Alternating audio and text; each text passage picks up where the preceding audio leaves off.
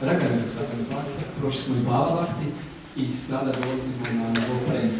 Znači danas ćemo proučiti zadnji dio iz Madhurya kadambini koji opisuje zadnji prema. Također bi vas obavijestio da u 11:30 ćemo imati još jednu sastanak sa Maharađom, znači još jednu mogućnost gdje možemo postavljati pitanja i odgovore. Znači sve nedoumice koje možda imamo vezano za ovu temu, sa ovog seminara, još možemo postaviti pitanja od 11:30, naravno ako imamo nekih drugih tema. Još jedna tehnička informacija, svi vi koji ste došli ovdje i kao gosti želite dati naknadu za smještaj i prasadam, to možete učiniti tako da priđete meni ili viđenarska terapija.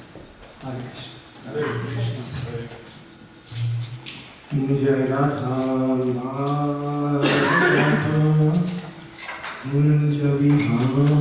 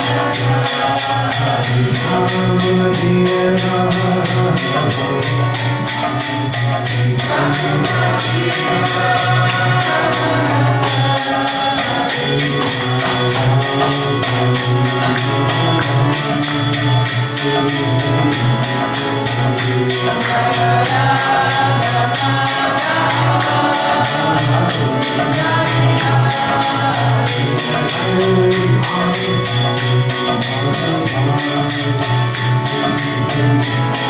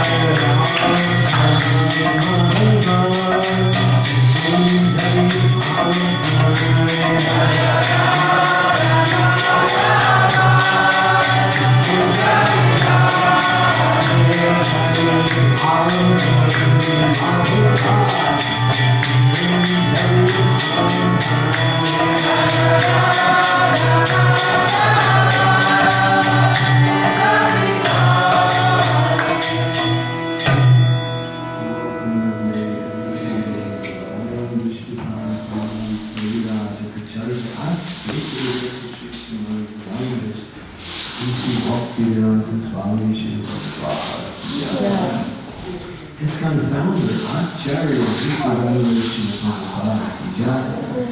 Sri Madhurya Kadambini ki, Vishwanath Chakravarti Thakur ki, Sri Gordhathai ki, Sri Radha Madan Mohan ki, Sri Harivan Sankirtan ki, Gaur Premanande, glory to the assembled devotees, glory to the assembled devotees, all glories to Sri Guru and Sri Radha.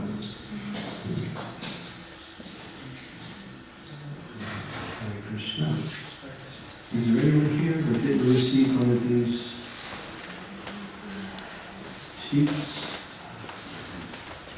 from the Madhurya Kadambini? Okay.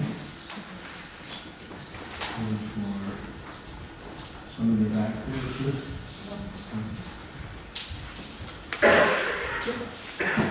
one for, I think,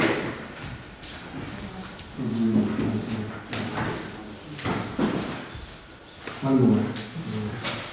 It's coming back.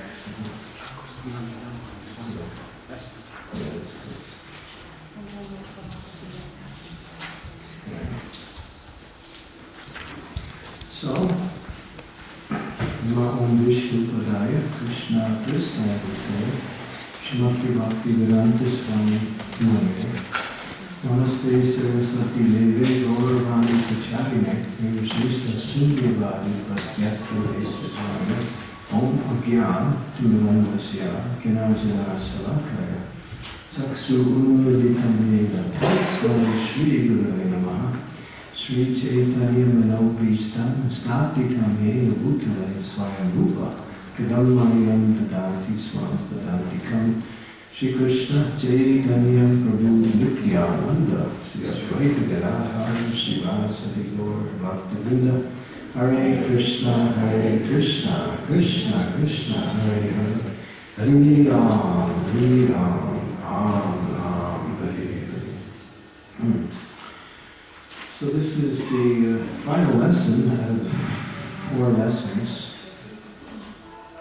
on Madhurya Kadambini. And this is the conclusion.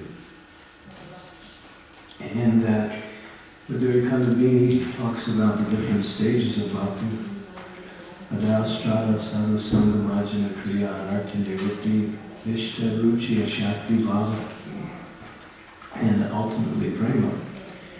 So we did the first 8, and now we're talking about praying. This is the last one. And Vishwanath Chakravarti Thakur speaks mostly on this particular topic. I guess I was thinking, why did he put so much emphasis on the love of God on the stage, which is pretty much a rare stage for people to reach. But I was thinking because he's on that platform, and therefore he was talking about his own realizations in Krishna consciousness, all different levels of expressions of that love. So,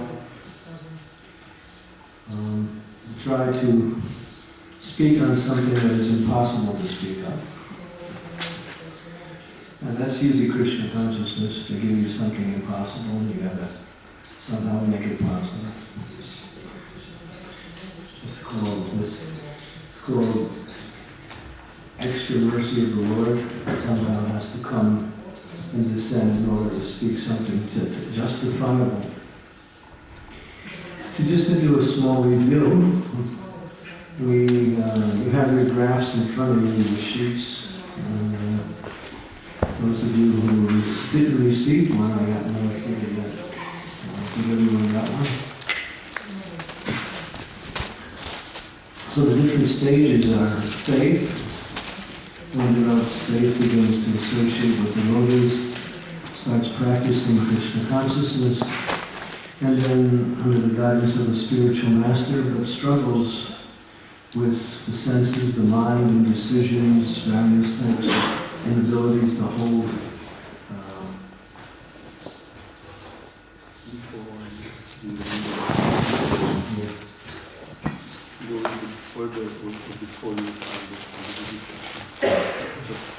Just directly reverse.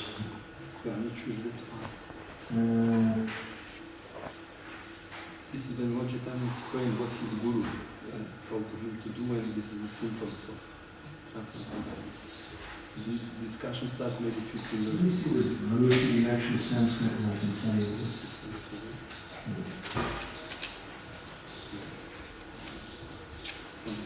No, actually that's not the verse, but anyway. It's part of that same. No, that's not the verse. But anyway, I'll use it anyway. The discussion is here, 10 verse before and 10 after, so if you like to say. What do I do? Because I'm not, Just, you can go further on that. Do you want to go to the beginning of discussion? I'll find it. Yeah. Okay. Yeah, that's it. Yeah, that's just the one.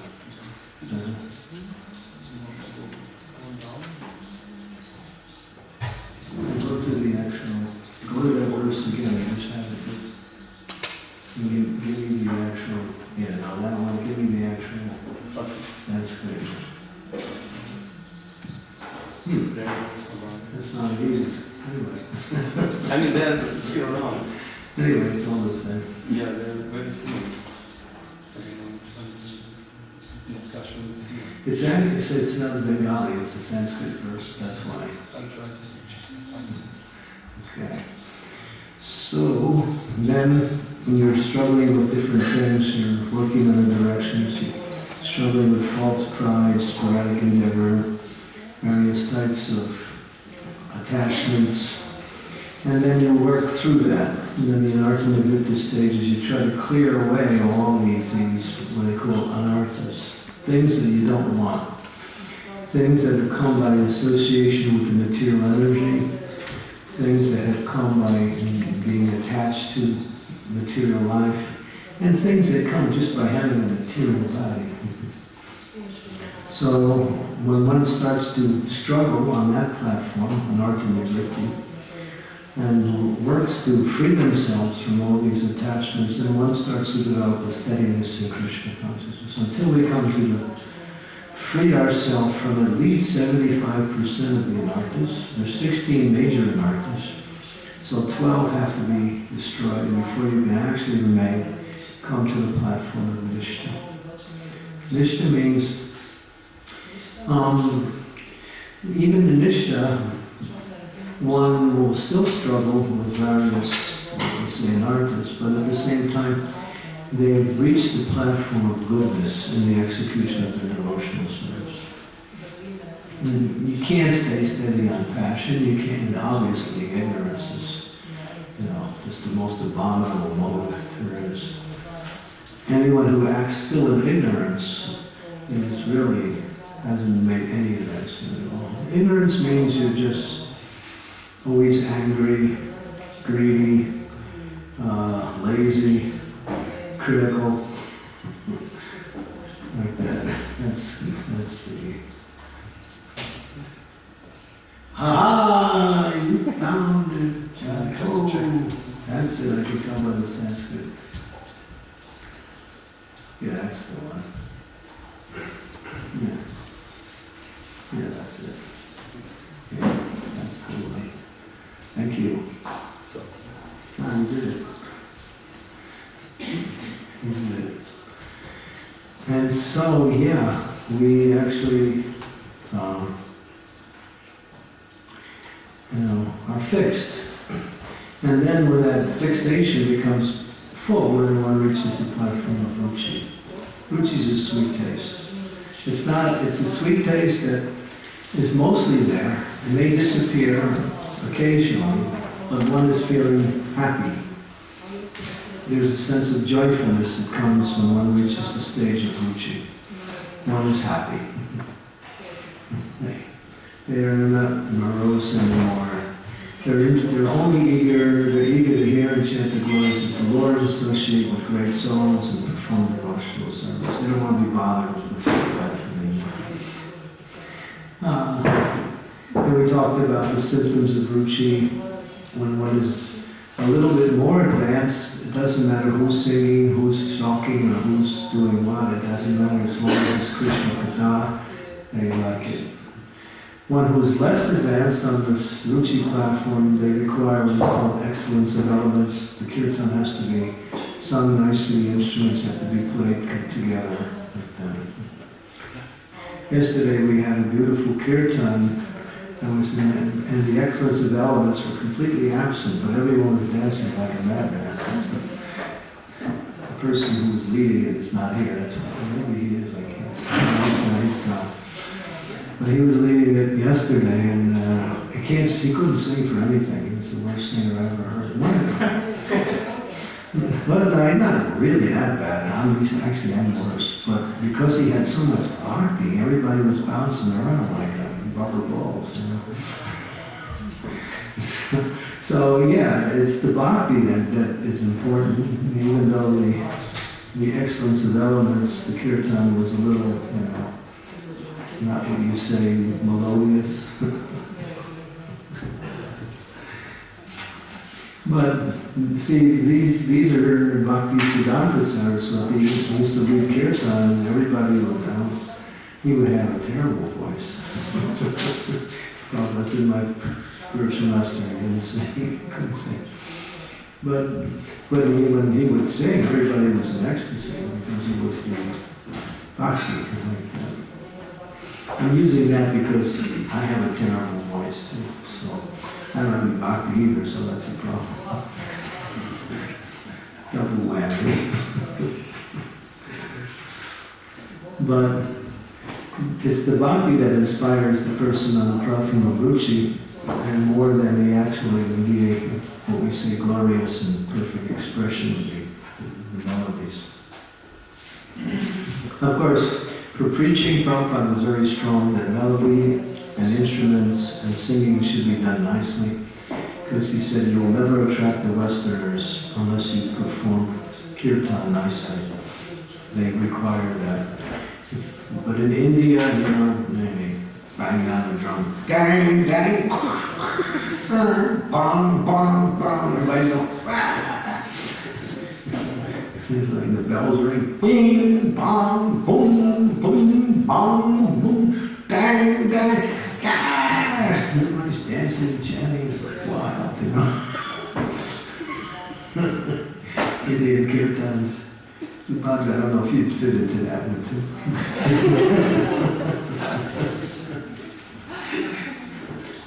So, you know, but you know, that's, in India, it's like excellence of elements, it's just an idea. We're still getting a little better. So, yeah, and so from that stage, then one develops attachment for Krishna. And when one becomes attached to Krishna, one laments their previous attachment to the material life and simply wants to think of Krishna and serve Krishna completely. On the Bhava platform, the bud of the love of God starts to flower and beautiful leaves start to accompany that beautiful growth of that plant of bhakti. And so many embellishments of sweetness start to arise from the devotee's heart.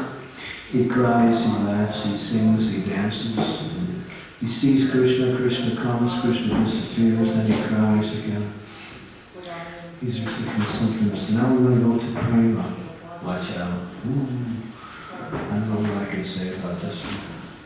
This is really, this is postgraduate stuff here. Prema inspires the devotee's consciousness. Complete disdain for any and all of one's previous attachments. Now, you know, for those of you who are not sure the meaning of the word disdain, that means complete, total disgust in the most intense way for everything material. Just to think about something material would cause the person to get sick. All material attachments unfold and shine in the nectar of transcendence. So whatever is there in the material world, now he sees everything as spiritual. Devotee's hunger is never satiated. Prema causes eagerness like a hot burning sun, yet it delivers simultaneously millions of cooling moon rays. It's a contradictory expression. Can you imagine, like, somebody made a really hot, fiery chutney, but it put a lot of sugar in it too. So the sugar is so nice, and it's nice and syrupy and sweet and juicy, and it even looks nice. But it's so full of chilies, and you're burning, your ears are and being smoke coming out of your ears, and that your eyes are turning like bright red, and the limbs of your body are burning, but it's so sweet you can't stop, and it's so hot you can't continue. That's the love of God. You ready? It's like that. One burns in the fire of Krishna's love, at the same time feels the cooling rays of Krishna's sweet glance upon their heart and mind. Eagerness for Krishna's direct association or audience. Okay, so I made a note here. I have to read some page. This talks about the eagerness. The burning arrow of extreme eagerness lacerates him. Its intensity causes him dissatisfaction despite exalting the Supreme Lord's sublime beauty and ambrosial pastimes. His desire fuels his frustrations towards everything in general. Relationships with friends, family, and other relatives lose meaning and resemble dried up wells. His home looms ominously before him like a forest of thorny bushes, and to even eat becomes a punishment. This is love of God. Craves, pains, like the bite of a poisonous fang of a snake. Somebody praises him, he feels the whole miserable. And his daily chores and duties take on a deathly pallor. He carries the limbs of his body like unbearable weights. His well-wishers' consolations are like cloudbursts of noxious rains. Nobody can pacify. His waking hours drown him in an ocean of repentance, and the rare moments of sleep become an intolerable torment. Living becomes a burden of guilt, a censure from providence. Like scorched padding, meditations are devoid of substance, and duties which had earlier given him satisfaction now lack purpose. Even remembering the Lord's lotus feet becomes an excruciating effort, and he feels as if someone was tearing him from limb to limb. Very cool. You ready? Want to go that far? This is the love of God. One who reaches that stage can't live anymore. There's no reason to stay in this world. But somehow Krishna allows him to stay a little more just to intensify that love even more. Because the mood of separation increases these different symptoms of loving ecstasy, where it gets so unbearable that finally Krishna just takes the person back to his lotus feet. And then one looks back at this material world as just a bad dream. So, Hare Krishna. You can't function. Lord Chaitanya, I mentioned yesterday, Lord Chaitanya, someone said to Lord Chaitanya, my dear Lord, you have so much love for Krishna. Lord Chaitanya said, I have no love for Krishna. If I had any love for Krishna, I wouldn't be maintaining this body anymore. So these are symptoms of love of God. Don't try to imitate them. You can't, because if you do, you will fall down. These things develop naturally through the process of bhakti. They can't be There is a class of people who try to artificially imitate you. They're called sahajis. They pretentiously adopt certain symptoms of love of God and display them in public, trying to convince themselves and others that they have received that level of bhakti. They roll on the ground. One time there was one person rolling on the ground by our Krishna Balaram temple. And the devotees came and told Prabhupada, Prabhupada said, go over there and kick him. So he kicked him and the guy got up and ran away.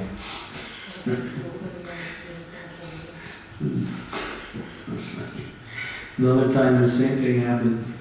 Prabhupada just let it go, and then finally he got up and wiped the dust of Vrindavan off his clothes and lit up a cigarette and left. Because nobody was paying attention to him. So there are a class of people that are called sahajiya. Sahajiya means one who takes something cheaply. The actual translation, which means that if you have something that is valuable and you cheapen it by not taking it properly, or misusing it or abusing it, that's the definition of sahajiya.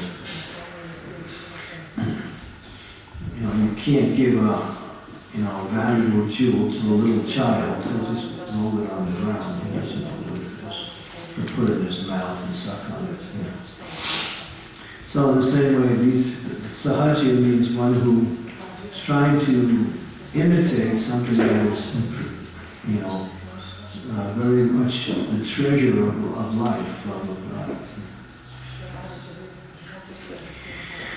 Through prema, one can see the Lord. In later stages, this attracts Krishna. Krishna reveals himself to his pure devotee in many of his attributes and qualities. I wrote down an analogy of a traveler in the desert.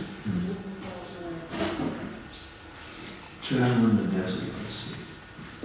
What would that analogy be? In many attributes and qualities of traveler in the desert. Oh, a traveler in the desert means he's suffering. There's no place to stay, hot burning sun, there's no water.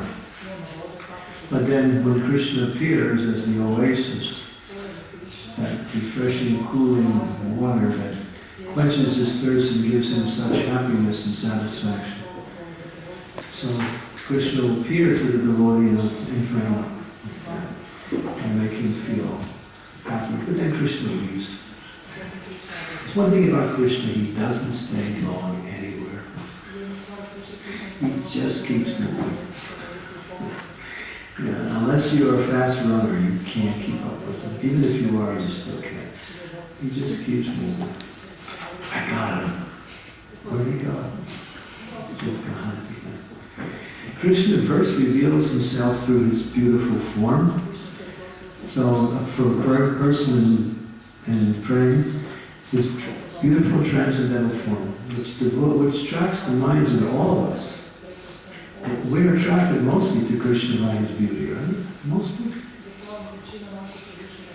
His beauty is what attracts our eyes and then also inspires our heart. Devotees reach unbearable ecstasy and lose consciousness simply seeing his beauty. Krishna then exudes his transcendental fragrance, and then the devotee loses consciousness again. And it's really... See, Krishna reveals his beautiful form. The devotee relishes the beauty of that form. His eyes become enchanted. His heart becomes mesmerized, and then he faints. And then when he gets up, he's back to consciousness again. Krishna lets loose his beautiful transcendental fragrance. His fragrance is so sweet. It's described in the Chaitanya Charitamrita. It's a combination of aguru, musk, camphor, what else? Another big... Sandalwood. I can't understand Croatian. Can you speak in English? Sandalwood. Sandalwood. Oh, okay. Sandalwood, yeah, that's also there. Sandalwood, yeah, there's one more. 5 ingredients. Maybe it's camphors. I mentioned camphor and musk. It's so sweet that it's unbearably sweet. Blue lotus, the fragrance of a blue lotus. Yeah. That's his good. Yeah, it's there also. But that fragrance has these different ingredients combined together. So after his nostrils become enchanted with Krishna's fragrance, he again loses consciousness. Then Krishna rescues him with his melodious voice. And then Krishna speaks reassuring words of love, and again he loses consciousness. He's going in and out of consciousness. According to the devotee, rasa with Krishna, Krishna takes the devotee into his personal touch. In Madhurya love, the intimacy increases. The devotee swoons over and over again. The Adari appears, and the devotee can relish unhindered all the Lord's transcendental qualities. And then the Lord puts it all together and reveals his majesty of all his opulence simultaneously. You can imagine what's happened to the poor guy. He's suffering with Krishna. You can die out of too much love, you know. If you get too much, if you suffer too much, you can die. You can also die out of too much happiness. This is what happens. But it doesn't take you to the point of death, you just lose consciousness. So Krishna preserves your existence in that body for a longer time.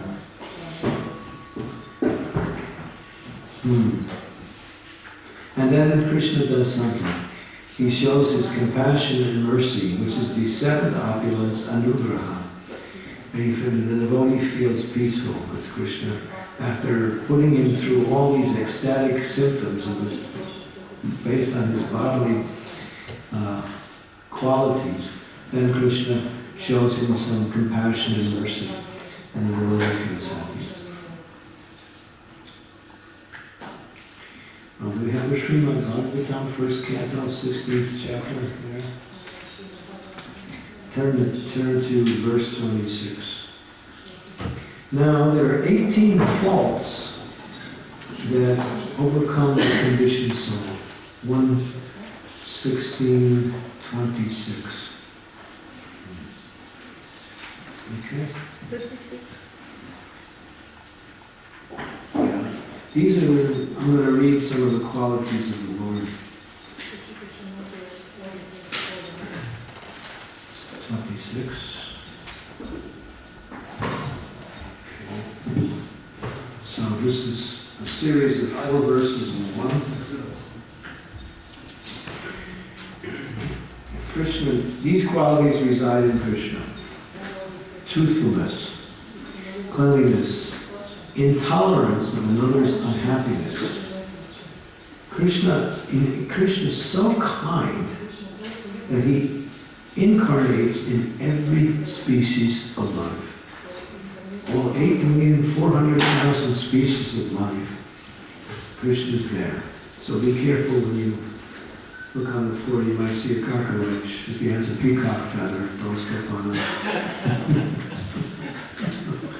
So, Krishna is in the whole thing. He's in all the species of life. Why does he do that? Because that species gets attracted to that particular species that is Krishna within their own species, and by that attraction, that soul within those species become automatically elevated to a higher stage of existence.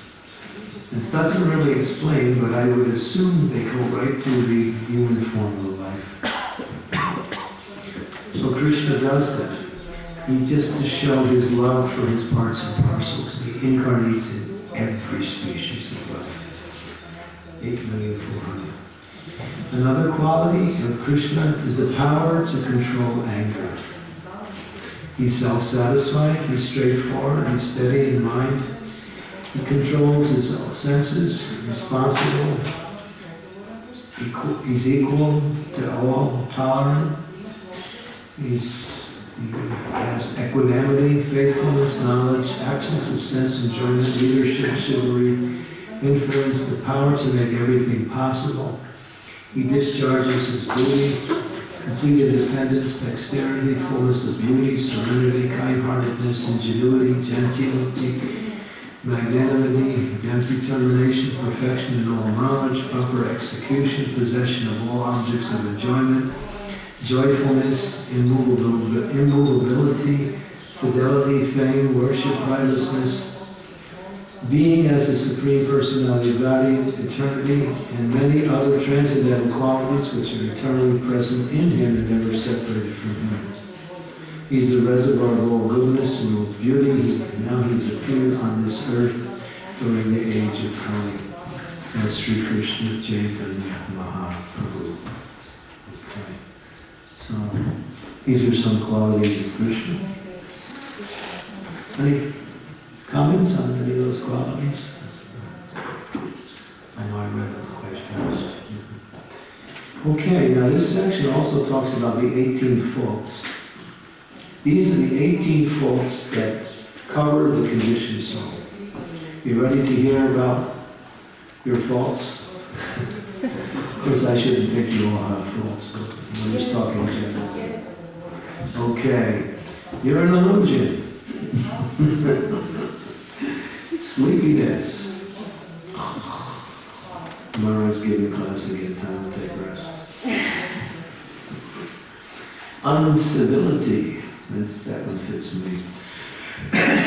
Lust, greed, madness, envy, cruelty, limitation, over-endeavor, deceit, anger, desire, fear, mistakes, intolerance, dependence, and untruth. 18 qualities of the conditioned souls. 18 faults. All of these become transformed into divine qualities on the platform of prayer.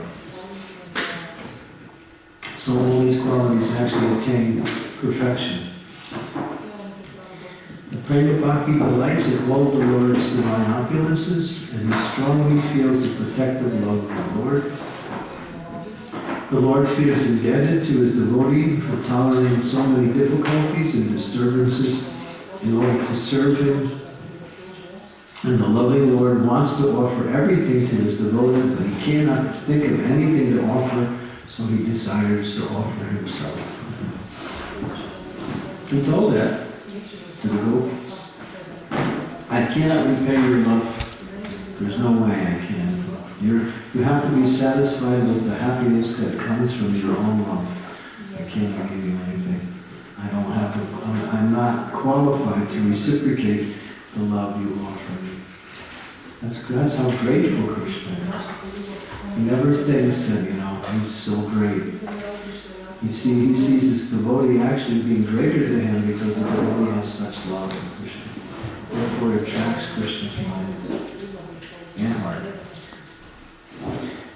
The Lord reciprocates the devotee's love. The Lord reveals Sri Vrindavan to his loving devotee who sees Krishna in Vrindavan along with his eternal associates. So this is described that actually Krishna reveals himself as Brajendra Nandana of Vrindavan, and then the devotee enters into a vision. And in that vision he sees Krishna in Vrindavan, playing with his friends, playing with his girlfriends. He sees Mother Yasoda, he sees Nanda Maharaj, he sees the cows, he sees Krishna milking the cows. He actually enters into the spiritual world through a transcendental, a trance of vision, and then he becomes overwhelmed with loving emotion, and then it all disappears. Then he feels totally unhappy. So these are symptoms of love of God. Back and forth, waves of happiness, lamentation, hankering for the Lord to reappear, ecstatic symptoms, completely captivate his body and mind. Hope and hopelessness, he neglects his body, he no longer wants to stay in the material world. And then finally Krishna takes him back and he attains his siddha-deva, his spiritual body, in the spiritual world with Krishna.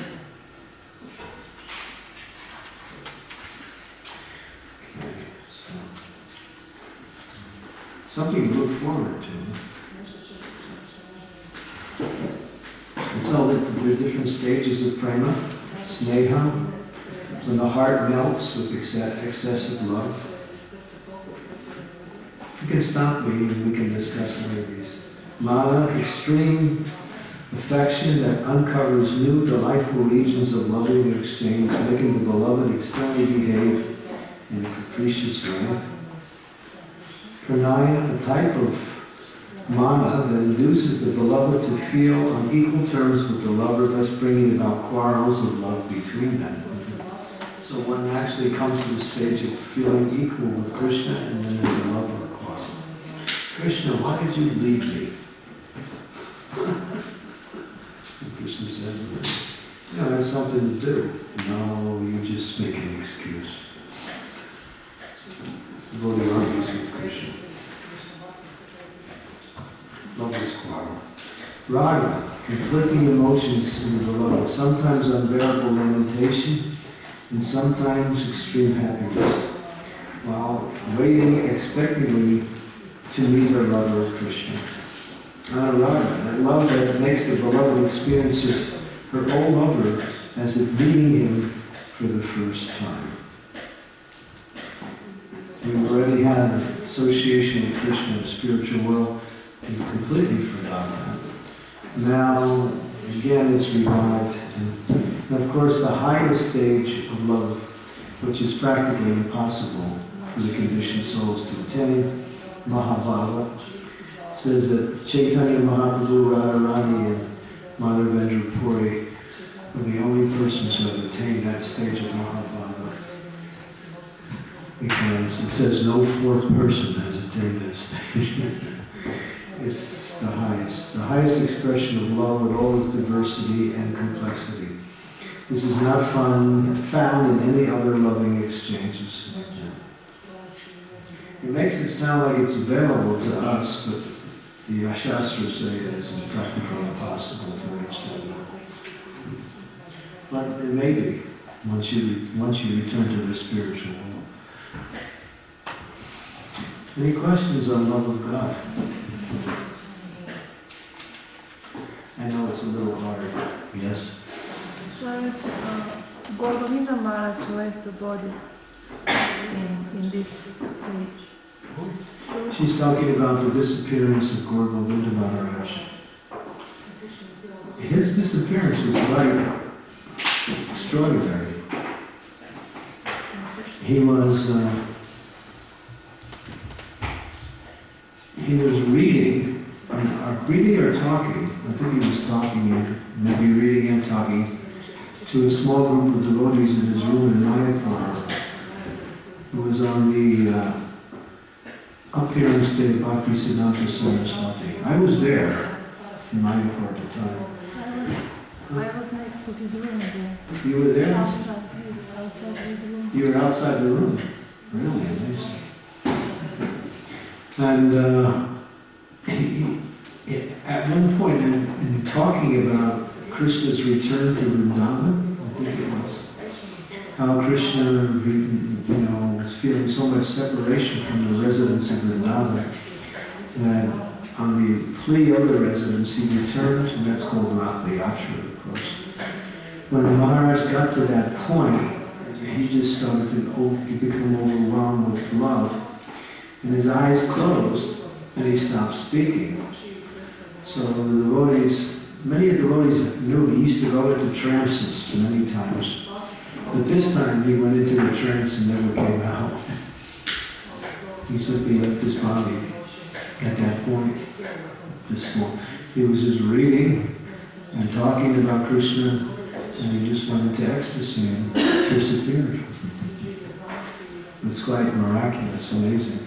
Then we all understood. Of course, many of us understood the quality of his devotion, but we didn't really understand it to the level he had attained.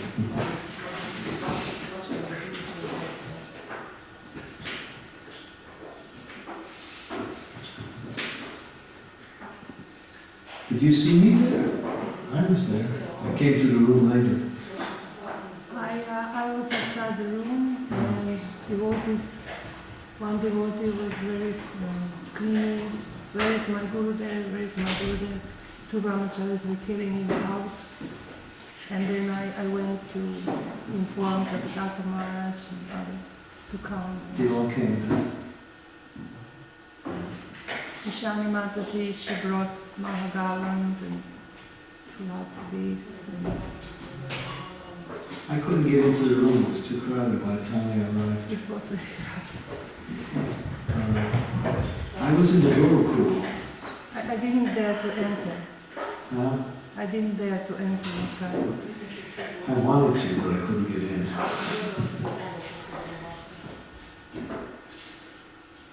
Yeah, he just talking about Krishna just disappeared.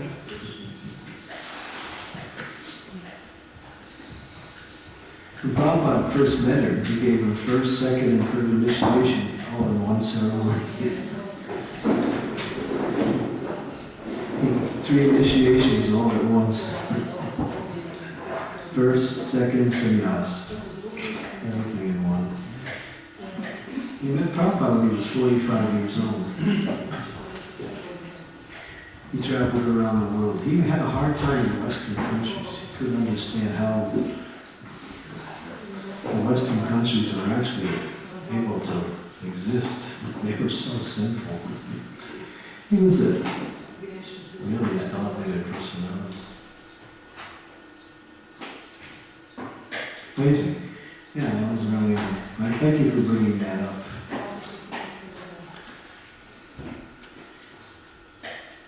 Yeah, that was,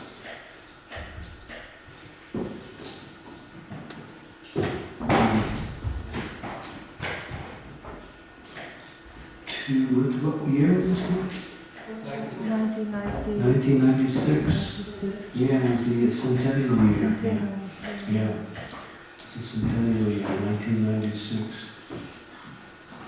Bhaktisiddhanta Saraswati's appearance day, he left the world. Very auspicious. During the time that all the leaders were there, it was during the GBC meetings. I was in the Gurukul listening to Atma Tapa speak on various pastimes of Krishna. When the word came and we all immediately ran to get from the Gurukul to where he was a long way. So we ran there, but couldn't get in.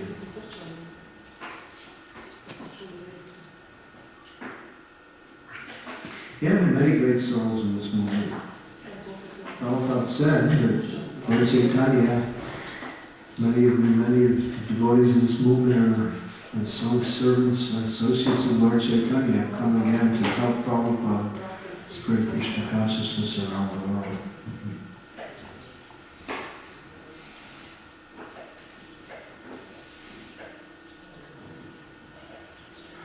Okay, let's see. Here's a verse here that I wanted to read on page 59.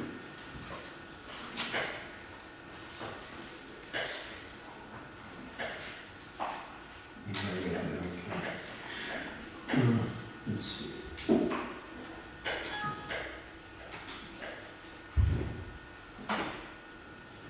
Okay. This is a wonderful verse. Lord Chaitanya spoke this to Prakasananda Saraswati. When a person is actually advanced and takes pleasure in chanting the holy name of the Lord, he is very dear to him. He is agitated and loudly chants the holy name. He also laughs, cries, becomes agitated, and chants just like a madman, not caring for outsiders.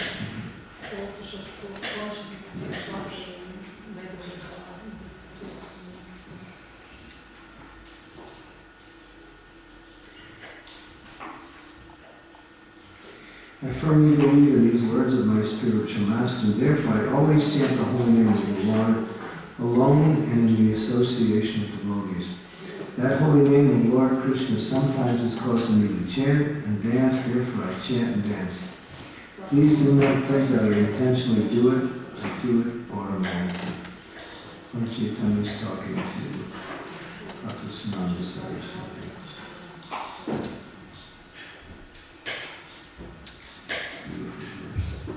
This whole section.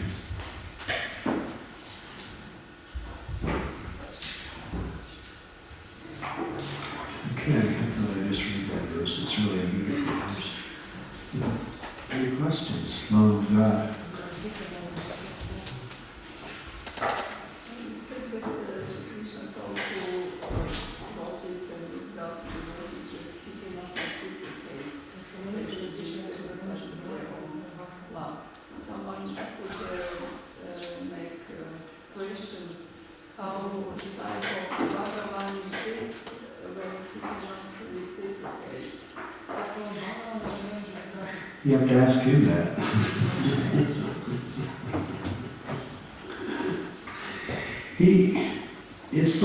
It's a symptom of love. When someone loves you and they please you so greatly, you think, I can't do anything to really reciprocate. You've given me so much and I can't give you as much as you give me. That's what Krishna's feeling. You give me so much, but I'm unable to reciprocate on the same level of what you give me. These are symptoms of love, that's all. That happens even in ordinary life. A person that feels indebted to another person feels like they're inadequate to repay back what that person has given them. These are symptoms of affection for that person, that's all. Gratitude, affection, appreciation, humility. A humble person doesn't think themselves able to do anything. So Krishna also exhibits humility. It's one of his qualities.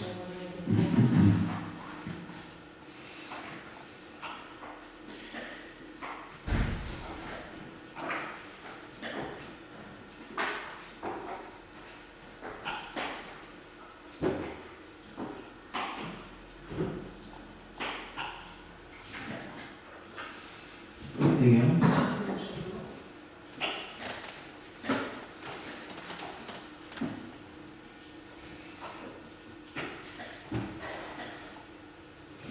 See, it's dangerous to go into this subject too much, then you won't be able to function.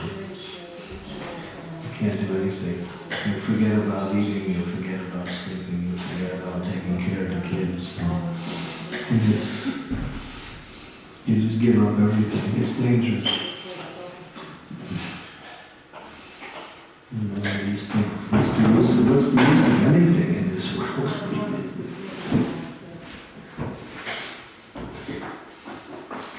But sometimes, you know, the devotees also feel like that. What am I wasting my time doing all these other things for?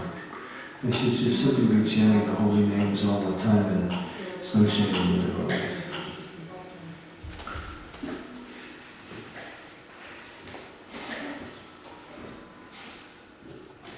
But you can't stay on that platform. The symptoms of love of God can be expressed practically on every stage of devotion. But symptomatics, not all the symptoms, but some symptoms, may manifest even on the platform of Vishnu. But these are just flashes. They come and go.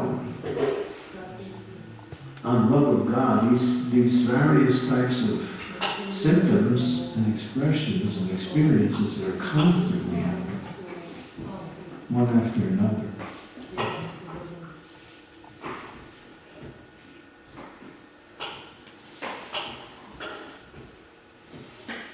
And when it says in the Nectar Devotion, one of the ecstatic symptoms is called death. Yeah, it's mentioned. There's many ecstatic symptoms. One of them is called death. We just came to this chapter in morning session. You did? Tomorrow we are in. Oh, okay, good. That's appropriate. Radharani, he says to Krishna, she's talking to the wind because Krishna's not there. He says, Krishna, you're like an agricultural person who keeps animals. And you lock those animals inside of a house. And you take the key and you leave the key. Now the house is on fire. And the animals are screaming in pain inside the fire of the blazing house. But they can't get out because they are suffering the fire because the door is locked. And she says to Krishna, I would immediately die, but I can't because you locked the key for me getting out of this body by saying, I will return. This expression of bhakti.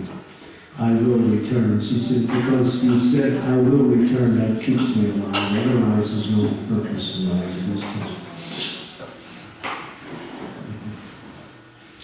Anyway, we're going into some ways. And these things are there in Chaitanya Charitamrita. Chaitanya Charitamrita is the first Adi Lila, is all philosophy.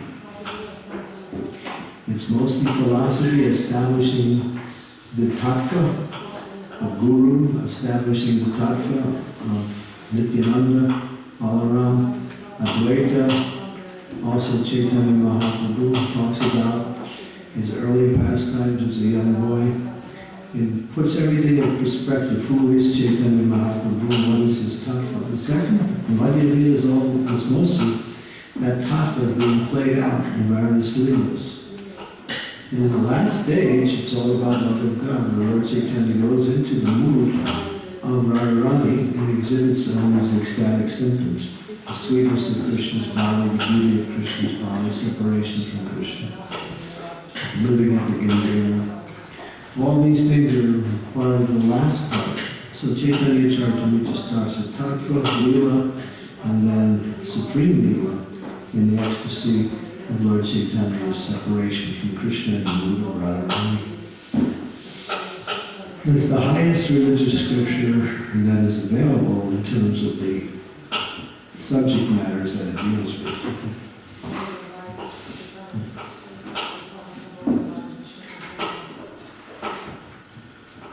Okay.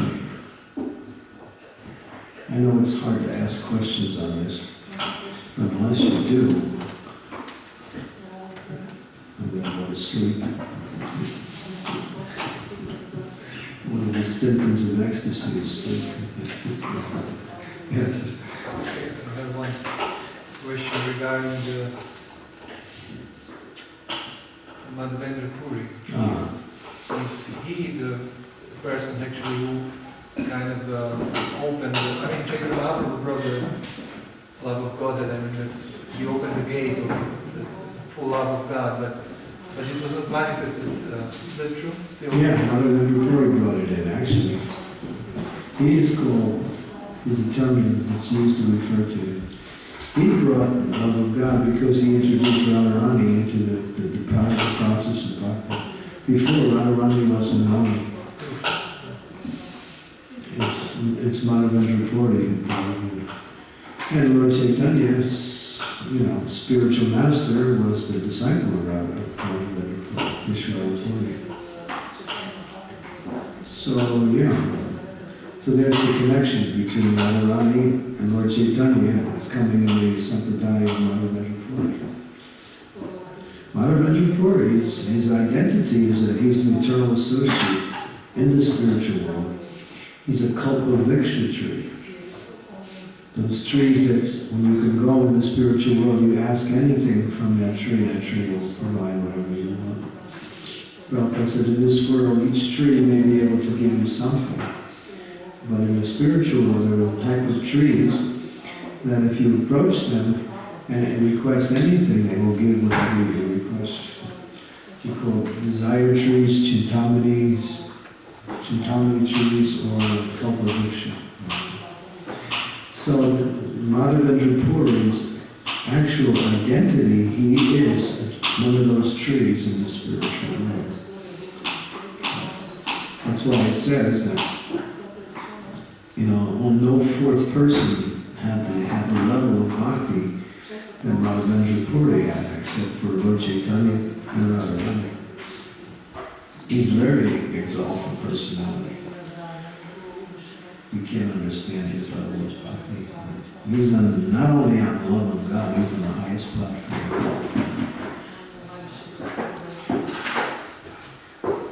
Yeah. So he's the one that brought the worship of Radha into the Sampradaya.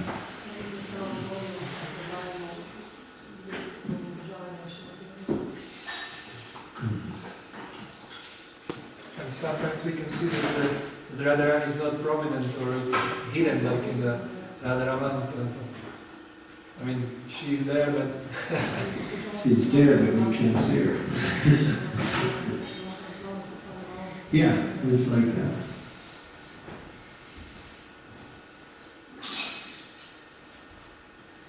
That's why we don't speak of Radharani too much, because it's such a confidential subject matter. We talk about Krishna all the time, but we don't speak so much about Radharani. Because it's impossible to speak about her properly. You just commit offenses if you try to speak about her. It's just the way it is. She's too exalted to speak about. We pray to her, and we honor her on her appearance day, but we can't glorify her. We can read about those great souls who write about her glories, like that. But Radha Bhakti is the highest. It's higher than Krishna Bhakti.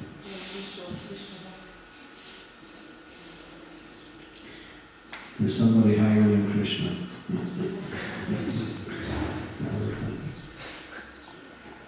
She's the best, to use a small word.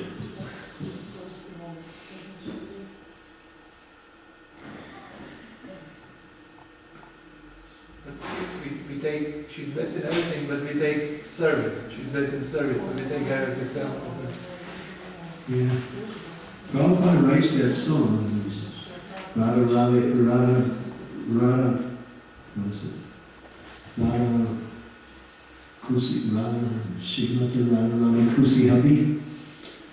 That only when Radharani becomes pleased with you, then only will your devotional service have reached success. So, she's very compassionate though. That's her nature. She's very compassionate. So we worship her in her compassion mood, her mood of compassion. She always tries to make arrangements for others to meet Krishna. The Prabhupada is a very interesting little statement. He said, on Janmashtami we fast to midnight, and on Radhastami we fast half a day. So who's more compassionate?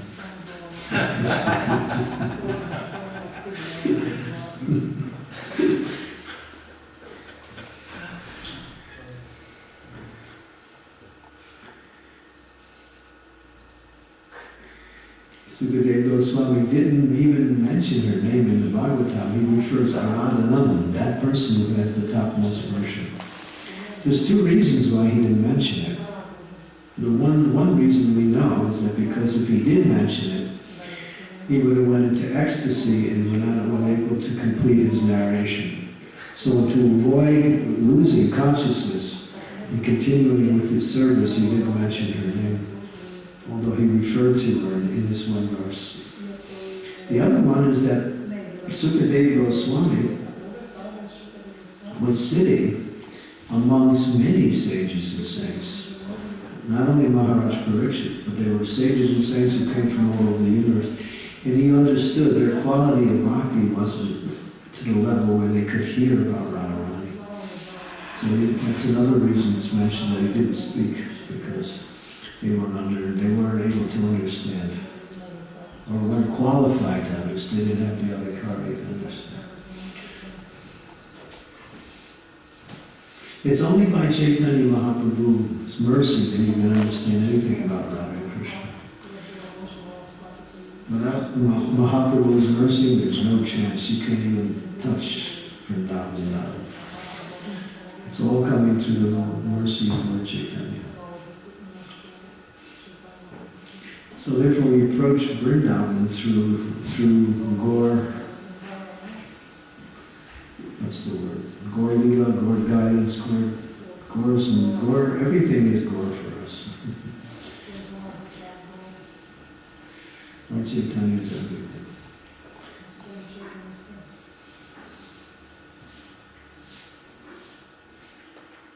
It says that in order to get Krishna's mercy, you have to get Radha's mercy. In order to get Radha's mercy, you have to get Mahaprabhu's mercy. In order to get Mahaprabhu's mercy, you have to get Nityananda's mercy. In order to get Nityananda's mercy, you have to get your Guru's mercy, who is an embodiment of your mercy, Lord Nityananda. So when through your Guru's mercy, he brings you to Nityananda's mercy. What is Nityananda's mercy? Is that he engages you nicely in chanting the holy names of the Lord. When one becomes fixed in chanting the holy names of the Lord and develops a sweet taste for chanting, Mahaprabhu becomes satisfied and introduces you to Vrindavan. Only when you develop a taste for chanting the holy names of the Lord can you actually begin to approach Vrindavan. If we don't have that taste, there's no chance to approach Vrindavan. The holy name is the embodiment of Sri Vrindavan down on the stage. And then Radharani takes you, and when she doesn't deal with you directly, she sends her manjaris to deal with you and brings you into the mood of Vrindavan. And gradually you learn the art of serving in one of the various rasas, the higher rasas, either friendship, parental affection, or conjugal love. And then you're trained under the guidance of someone, one of the associates there, and gradually you enter into a particular group, and then you start serving in that group as an assistant to those who are assistants to Radha and Krishna.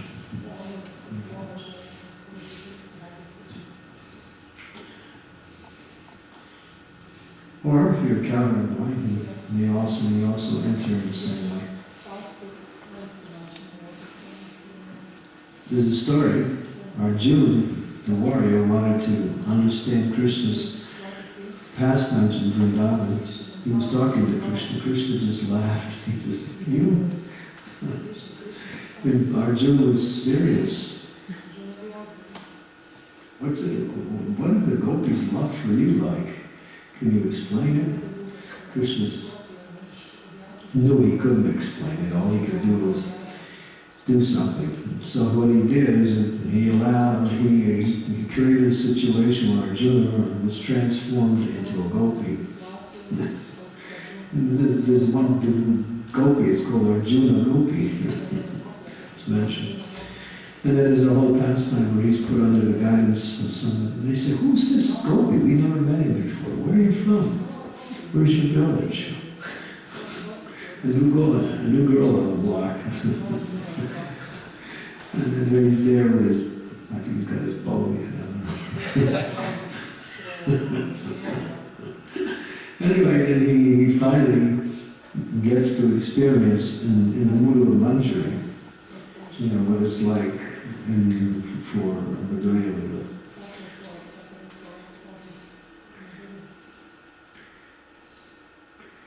So Krishna can do that, he can allow you to change your rasa, but that's very rare. Lakshmi tried, and she couldn't do it.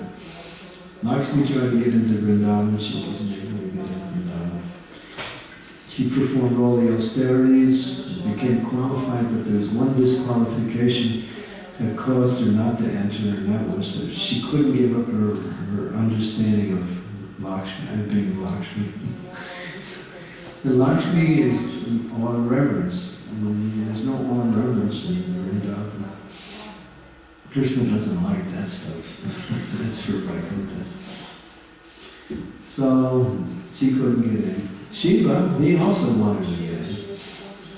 And he performed austerities. And he transformed himself he came into Vrindavan. And then he met Lalita. And Lalita asked him, what are you doing here? I want to enter into, I want to be one of the gopis in the rasa dance. Someone dance with Krishna. You, Shiva? Okay.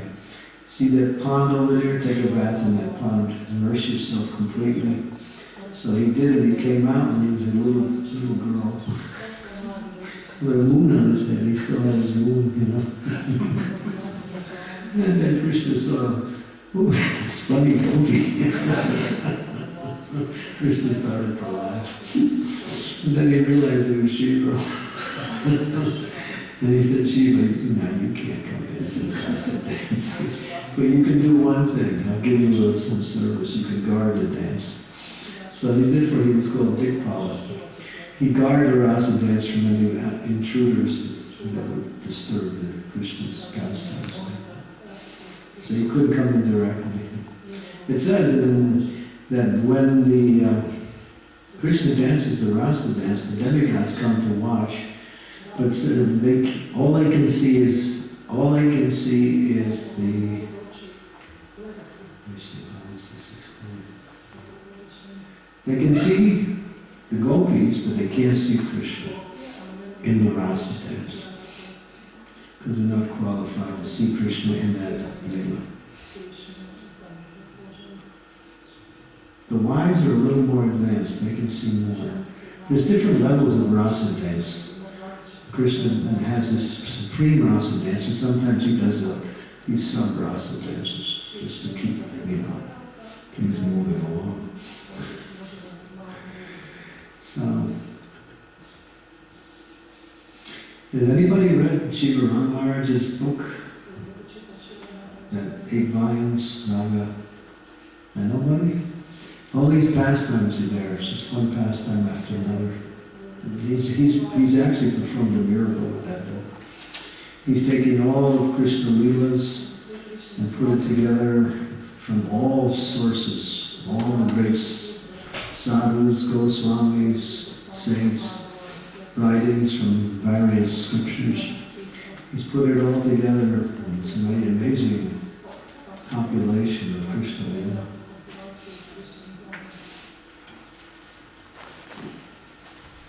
Of course, we can read what Prabhupada has given us also. A 10th canto of Srimad Bhagavatam. This is the only way you can do it. It's not possible, I was just hearing this yesterday, it's not possible to love Krishna unless you hear about him regularly. Only by hearing about him regularly, your love will develop. You can't just say, well, I'll just love Krishna. You might show some affection from time to time, but that love will never come till you actually enter into his leelas through the process of hearing about him regularly. And if you hear about Chaitanya Mahaprabhu, that's also a little Krishna Leela too. But Krishna Leela is a little bit more confidential.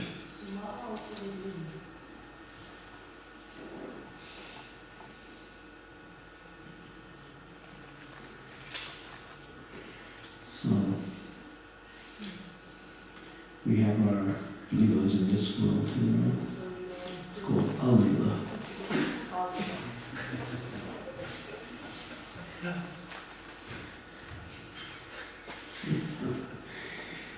You look at your life in this world, it's simply, we're trying to perform what is going on in the spiritual world here. It's the same thing. Prabhupada said this is a perverted reflection of the reality. All the men want to be Krishna, all the women want to be Radharani. But it's a bad show. It's really a bad show. It's like nobody was cast for the part and nobody knows exactly how to play the part either.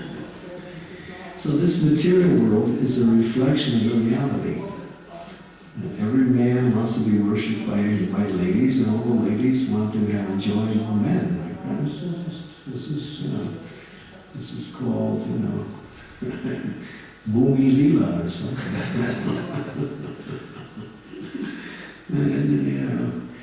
But you don't have the same fragrance as Krishna.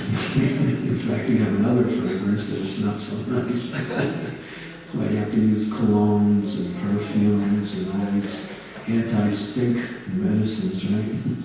Because the body is bad and it smells terrible. Do you think I'm so fragrant because I bought this cologne? Your feet smell. The armpits are not so nice either. The nose has so many wonderful things in it. It's just like, it's a bad show.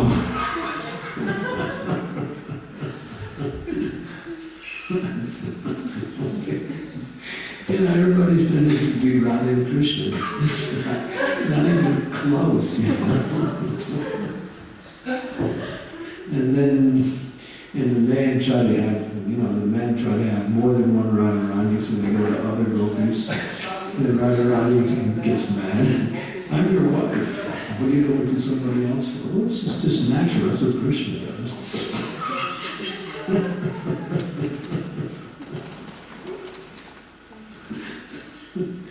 And you have these kids that look like you.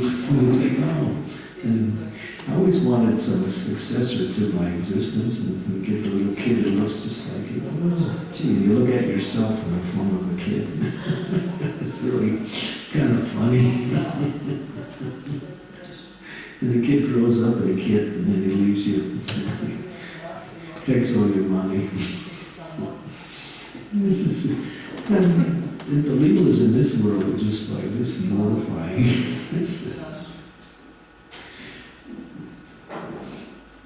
It's just a joke. This world is a bad joke. Everybody's trying to play the game like it's okay.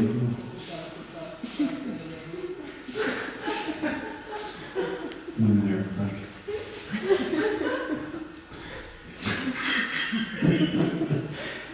look in the mirror.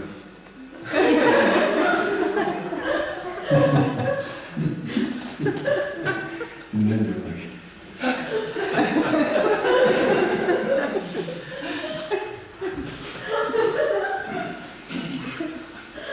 and go out for darshan and make sure they go in the right places where all the gopis hang out.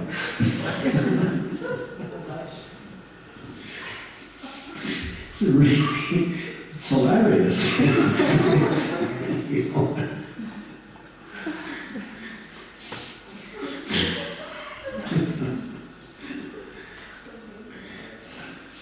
Krishna doesn't work, but you have to work in order to make it to some level of practicing Krishna, effectively. Krishna's full of all alchemists, but you gotta go out and make money so you can be Bhagavan in some form. I got some money. Somebody hands you some paper and you think you're rich. This place is ridiculous. It's totally ridiculous. You go to work for somebody who doesn't like you. You have to kind of like offer obeisances to him to make sure he likes you so you get your paycheck. He doesn't fire you. This is one joke after and then you die. It's all curtain closes. Next drama. This was another drama. More like a comedy. Satire, more like a satire.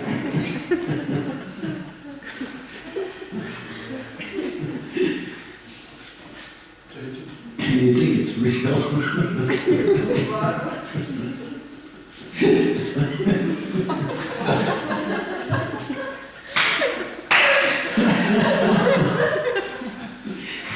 It's like when you go into these fun houses, you look in the mirror and the mirror gets like big. You see some real fat, and then you're real skinny, and then your face goes,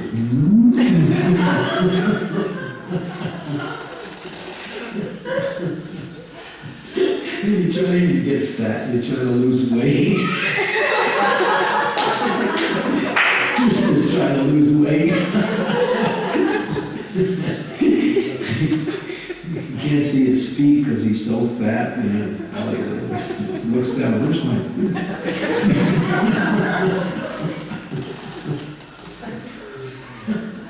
It's really a hilarious place. It's the only way you can look at this place, because if you take it seriously, you're in trouble.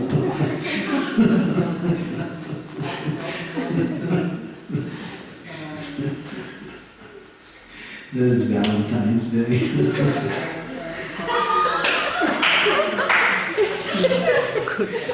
Give you my heart. I love you, but I know you love somebody else, but still I love you. It's part of our leelas.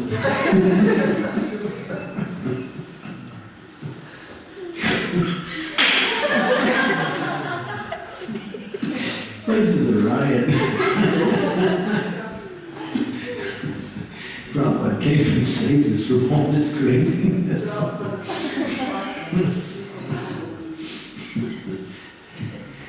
Get a job.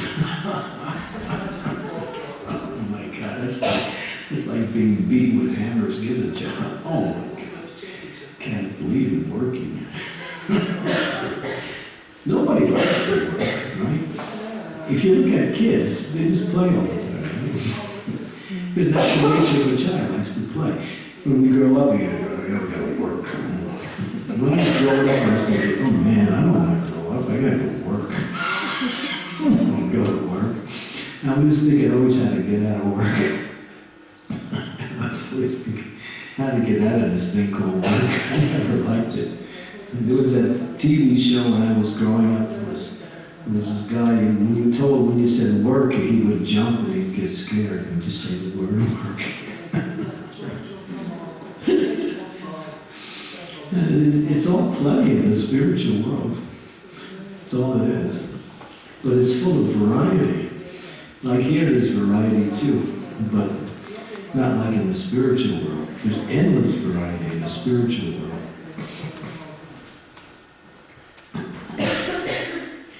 So, because we really don't have much information, or don't hear enough about the spiritual world, we just think, does it really exist? Is it actually true there is a spiritual world? It seems so far removed from our existence. It is very far removed, both in distance and in our ability to conceive of such things. Shastras are our only there are windows into the reality.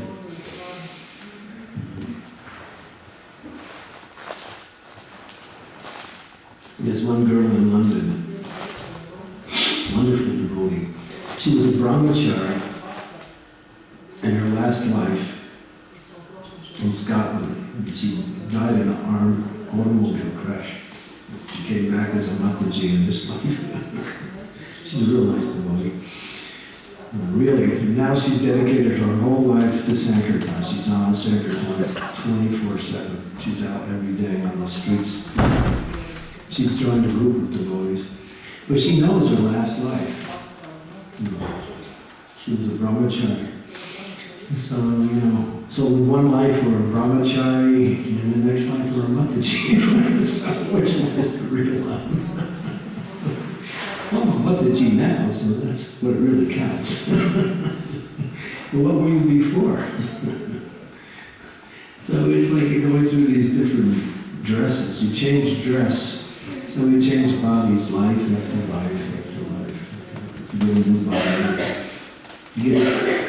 A woman gets attached to a man and she dies and takes a man's body. A man gets attached to a woman and he gets dies, takes a woman's body. So you get different bodies. You're the same person. But we think this body is me. I'm a Mataji. I'm a Prabhuji.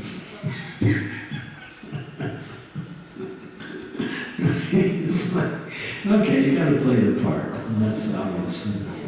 But don't get too absorbed in the part you play, because you're going to have to play other parts again. Change roles again. This world is just like that. Prabhupada in the Shastra said this world was created because we want to leave Krishna. Okay, so here it is.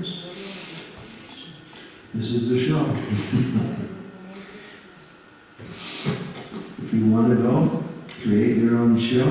You never know. You might go real slow. And then it's a lot of woe. So stay away, Joe, from the world of no-go. So this is this place, it's crazy.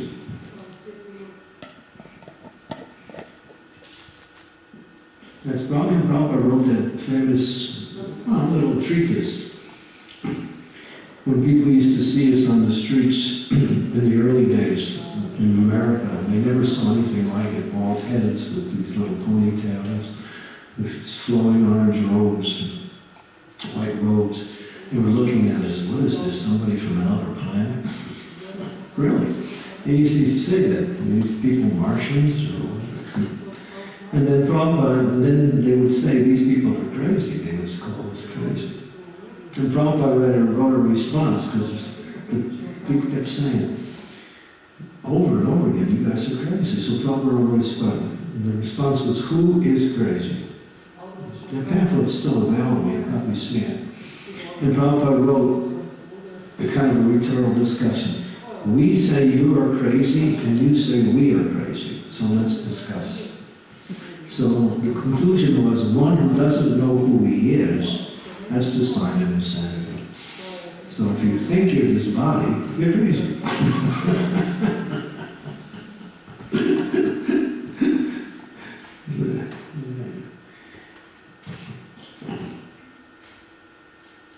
But I like my body. You can like it, but it's not you. I don't like it. It's better if you don't like it, then it's easier not thinking of it as you. If you got a beautiful body, and it's got all kinds of nice contours and shapes, and so many wonderful things about it, you might think, Hare Krishna is a little fanatical. You don't understand that my body's the better one. People think we're fanatics, right? We preach, like, you guys preach, and you speak so. You just criticize everything in this world. Say something good. They used to say that to us all the time. Yeah, something good is that you're not this body. Krishna's part and parcel.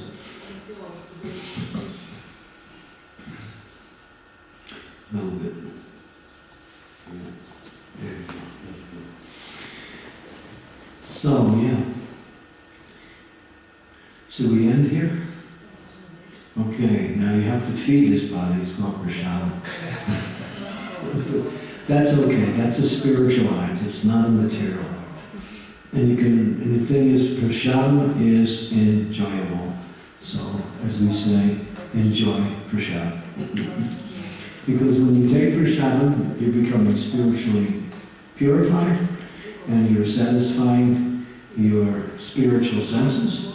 The mind becomes happy and peaceful, and then you can engage nicely in devotional service. If you simply take prashadam and don't do any service, then your prashadam seva doesn't have much value. Prashadam is an impetus for seva. It's one of the biggest impetus. Right? That's mentioned nectar and devotion. By eating prashadam, we get inspired to serve. Okay. Anything else? Love of material world? Oh, I'm sorry. Love of God? Is this clapping of hands like a symptom of ecstasy? Like this? Clapping, yeah. When you're laughing. Oh, when I'm laughing, I clap? And it's just to show We all that do. we all do that, yeah. It's just like, I think it's mentioned somewhere. yeah. Laughing is a symptom of ecstasy.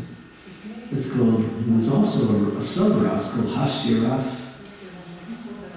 Hashya-ras. Hashya means laughter. And then there's 6 ways to express it.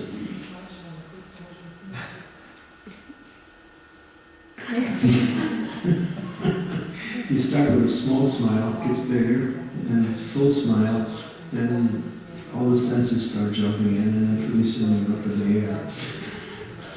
There's 6 ways to express happiness in the form of laughter as the sub-ras in Krishna consciousness.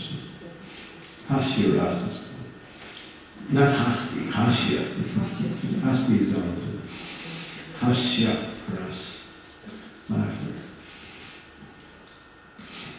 There's one thing I like about Croatia. You guys laugh. Some places you tell jokes.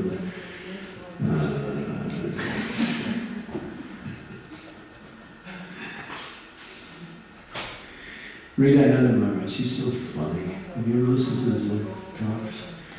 He was telling me one time, when he used to give classes a lot in ISKCON, the whole class would roar in laughter. I mean, the whole time. So one time he was in Boston Temple, and Prabhupada was also there. And he gave a class, and it was just, the devotees were just cracking up and roaring and laughing. Because he's witty. He's so intelligent that his intelligence connects with the philosophy and he makes it so funny, but it's actually spiritually correct too. So this class had everybody roaring and laughing. So it's over, he's walking out, and he's walking, and Prabhupada's walking right towards him, and Prabhupada looks really grave. No smile on Prabhupada's face. And then Prabhupada comes right up to him, and he stops, and he looks at him. Vivekananda Maharaj, he said, "It's good you make the devotees laugh." Then Prabhupada smiled and kept walking. Yeah. If you don't laugh, you'll die early. Longevity of life depends on happiness. The more happy you are, the longer you'll live. Yeah. Miserable people die young. So, of course, laughter has to have some substance to it, not just laughter. I know one person, every time he talks, he laughs. Everything he says, he laughs. But it's good, it's kind of a cheerful mood, but some of the things he says are not funny, so I doesn't fit. It's just like we want to say, calm down, laugh, but only accordingly, not everything. So yeah, the Prabhupada said Chaitanya Mahaprabhu was very funny. He wouldn't joke in public, but he would joke with his devotees. When he was with his devotees together, he would say he was always telling jokes. But he wouldn't do it so much in public. In fact, not at all in public. Mahaprabhu was really funny. Prabhupada is also really funny. Prabhupada is so funny. When he talks about the scientists, he smashes them to pieces. It's so funny. Excuse me, I listened to his morning walk conversations. He's just smashing. It's just so funny. Some people get scared. People sometimes used to say to us, why does your guru to smash everything? Because he wanted to teach us. Because we were so attached to the ways that we grew up with. Prabhupada was just trying to clear all that out so he could really give us a clear understanding of what is the reality. So sometimes strong measures are needed to get to the root. The more severe the attachment, the more, we say, stronger the medicine has to be. And that's what Prabhupada is so funny.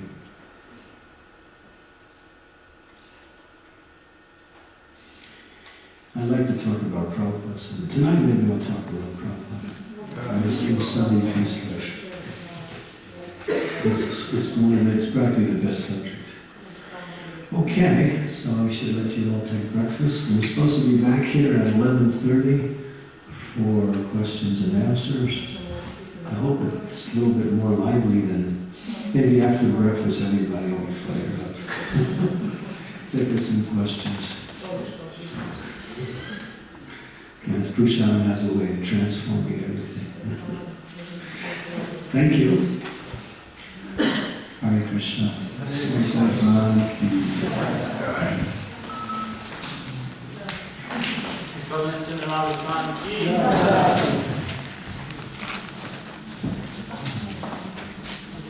Yeah.